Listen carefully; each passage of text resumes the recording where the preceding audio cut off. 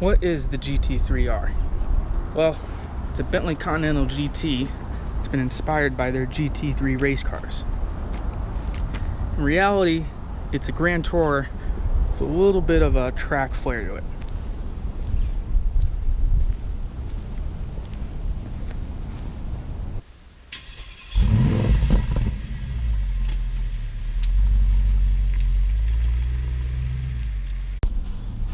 Okay, so we know the Bentley was designed after the GT3 race cars.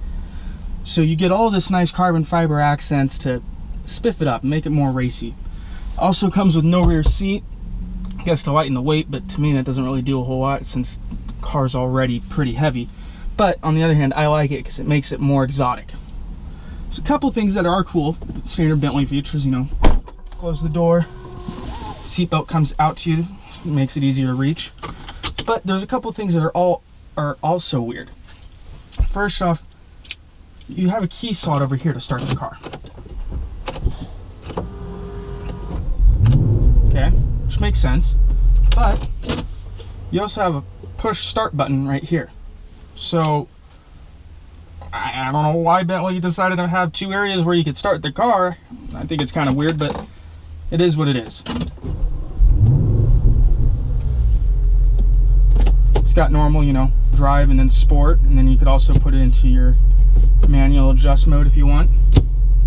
I'll just keep it in sport.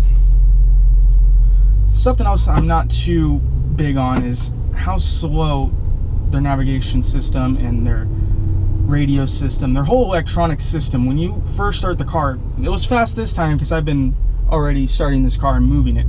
But when I first got here and started the car up, it takes a good 30 seconds to a minute for it to warm up. And that's everything. That's when you put it in reverse. The reverse camera doesn't show up for a long time. I really don't know why they did that. I think you could have probably put a better system in there. I mean, heck, my Ford Raptor's sound system and electronics, everything works as soon as I start the car. I think a $300,000 Bentley would do the same, but it doesn't. I'll admit though, the whole electronic system really isn't that great. It took me forever to get Bluetooth connected onto this car. No joke, this had to have been the hardest car I've ever set up for Bluetooth. So overall, I'm not, if you haven't noticed already, I'm not too impressed with Bentley's electronics, but again, it is what it is. The car does have a lift system, which is great getting in and out, especially since it's got a front carbon fiber splinter. But again, look how long we're taking to do this.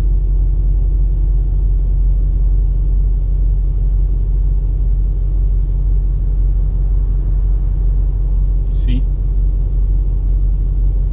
It doesn't even tell me if it's raised all the way yet or not. I'm still gonna go. I don't want to wait. Oh, here comes a car though.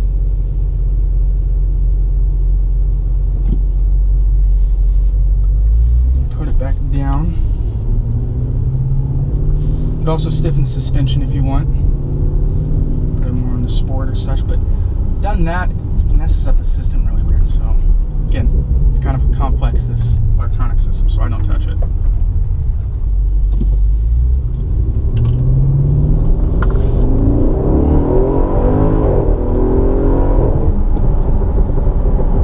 But it is fun to drive, that is for sure. It's powerful and it's quick, 0 to 60 in 3.6 seconds. Now compared to some of the exotics out there, that doesn't seem like crazy fast, but it really feels fast since this thing's so heavy. And that was 60 like that.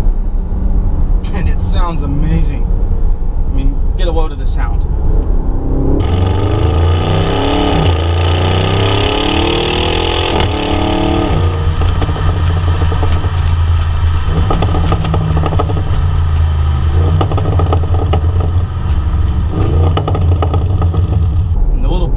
I know you've seen this if you watched other videos on this car, but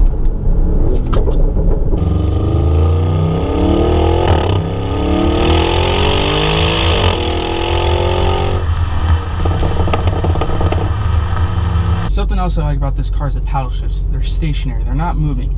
It's something I really don't care for a whole lot with Porsches, is that the paddle shifts turn with you. This, they stay put. They're like a Ferrari, and I like that. Plus, they're not right there, you know. I can click them when I want to, but they're not in my way. It's something that's kind of...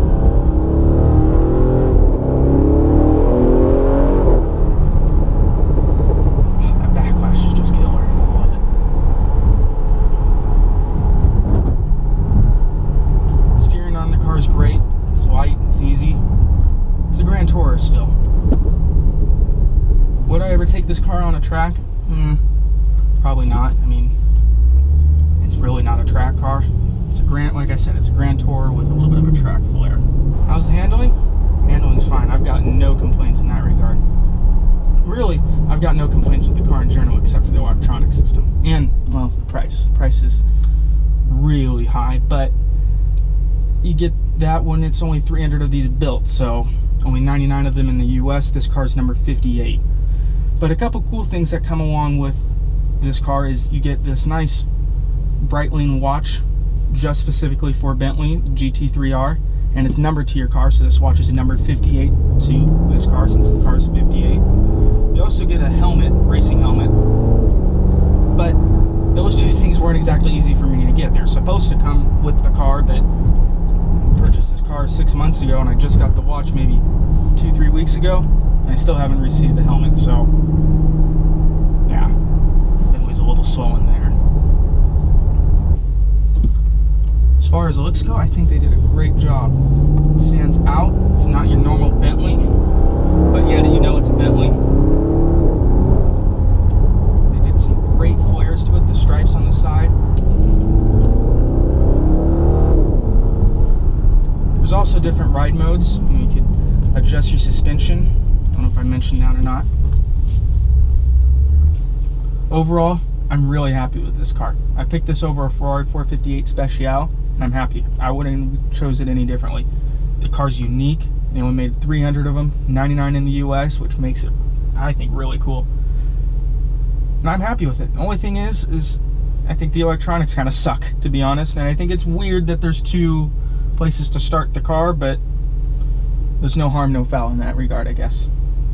If you like this video, subscribe for some more automotive videos. Thanks.